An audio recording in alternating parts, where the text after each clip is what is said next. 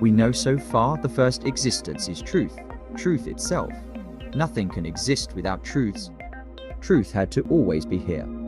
Therefore, the first existence was the first truth and what created all other truths.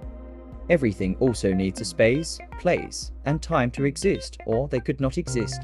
Space and time had to always be here, which means the first existence needed a space and time to exist as well.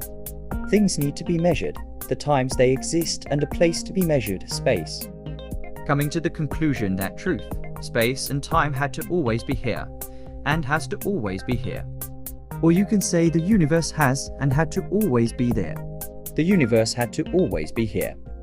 In addition, however, knowing the fact that any existence existing without being created is impossible. Again though, all existences has to be true they exist and a space to occupy as well a time for them to exist. Now, we know there are three definite materials to all existences: truth, space, and time. Maybe more, do not know yet. Finding the materials to these three main components of all existence is another question.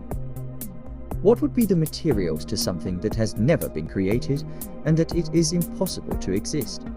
My theory on that is some magical property had to be involved. The only thing I know that can create impossibilities is magic.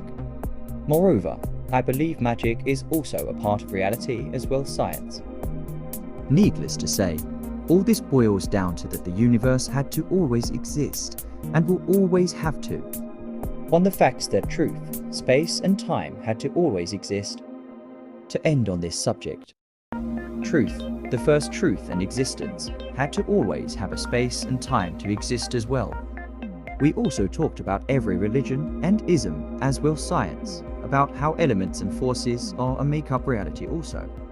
They all have that similarity, plus the similarity of truth. Cannot have anything being in any way unless it is true. The other substances of reality, such as all the molecules, like atoms, protons and neutrons, I'll talk about later.